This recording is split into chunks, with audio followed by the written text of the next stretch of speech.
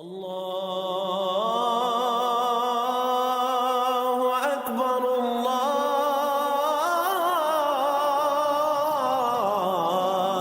اکبر۔ اعوذ باللہ من الشیطان الرجیم، بسم اللہ الرحمن الرحیم۔ فکر اقبال یوٹیوب چینل میں تمام ساتھیوں کو خوش آمدید۔ آج بات کرتے ہیں خواب کے بارے میں۔ خواب کیا ہوتا ہے اور خواب کس طرح آتے ہیں؟ کچھ لوگ کہتے ہیں کہ انسان کا جو دماغ ہے یہ ریڈ کر رہا ہوتا ہے۔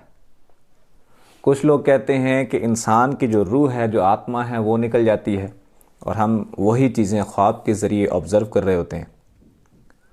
اگر روح نکل جاتی ہے پھر ہمارا سانس کیوں چل رہا ہوتا ہے؟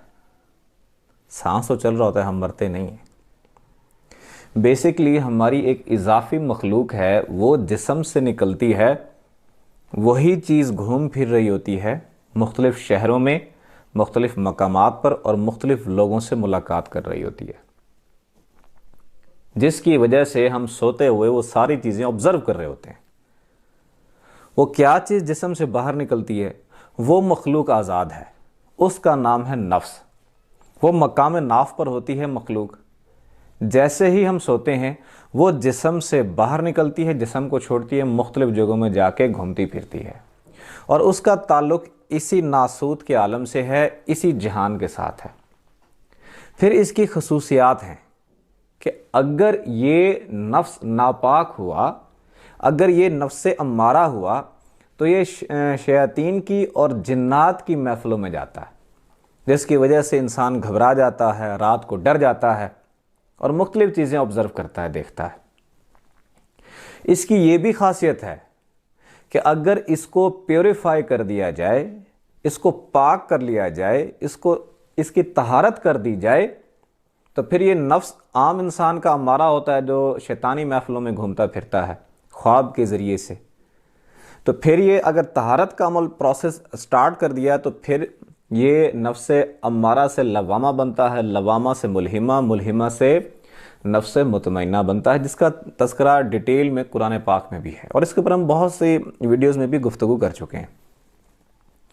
جب یہ نفس مطمئنہ ہوتا ہے پھر اس کا تعلق شیطانی محفلوں سے کٹ جاتا ہے، پھر اس کا رحمانی محفلوں سے تعلق جڑ جاتا ہے۔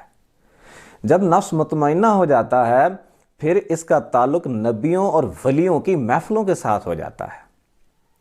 پھر انسان جب سوتا ہے وہی مخلوق جو لطیفہ نفس ہے، وہ جب نفس مطمئنہ ہو جاتا ہے جسم سے پھر باہر نکلتا ہے، پھر رسول اللہ صلی اللہ علیہ وآلہ وسلم کی محفل میں بھی جاتا ہے، جس کے لیے حضور نے فرمایا کہ میں علم کا شہر ہوں اور علی اس کا دروازہ ہے، جب تک وہاں سے منظوری نہیں ملے گی اور محفل میں داخل بھی نہیں ہو سکتا۔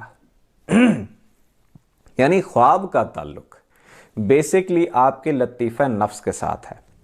اگر آپ کا لطیفہ نفس جو ہے وہ نفس امارہ رہا، ناپاک رہا، تو شیطانی محفلیں اٹینڈ کرے گا، جب بھی سوئے گا ڈرے گا، خوف آئے گا، ہراس ہوگا۔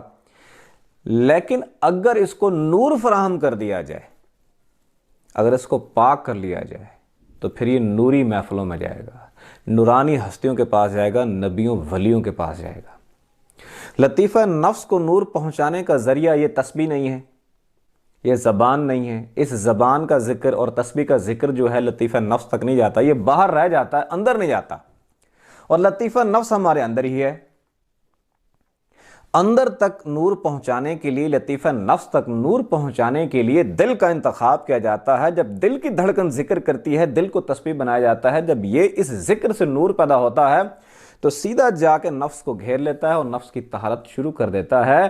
آہستہ آہستہ وقت کے ساتھ ساتھ جب انسان ذکر کرتا ہے تو پھر وہی انسان جو نفس امارہ تھا، جب سوتا تھا شیطانی محفلوں میں گھومتا پھرتا تھا، جب نفس مطمئنہ ہو جاتا ہے تو پھر کعبہ شریف کا طواف بھی کرتا ہے، فرشتوں سے ملاقات بھی کرتا ہے، اور آقا دو جہاں محمد مصطفیٰ صلی اللہ علیہ وآلہ وسلم کی محفل بھی اٹینڈ کرتا ہے، جس کو مجلس محمدی یا محفل حضوری کہتے ہیں۔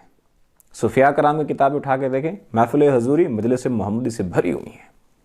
چاہتے ہیں آپ کے خواب درست ہو جائیں، چاہتے ہیں آپ کے خواب کا تعلق نورانی محفلوں کے ساتھ ہو جائے، چاہتے ہیں آپ کے خواب میں خود رسول اللہ صلی اللہ علیہ وسلم کا دیدار ہو، ان کی محفلیں اٹینڈ کریں، تو دل کا انتخاب کرنا ہوگا، کیونکہ نفس کی طہارت بغیر اللہ اللہ اللہ اللہ اللہ اللہ اللہ اللہ اللہ اللہ اللہ اللہ اللہ اللہ اللہ اللہ اللہ اللہ اللہ لا الہ الا اللہ محمد رسول اللہ۔ الله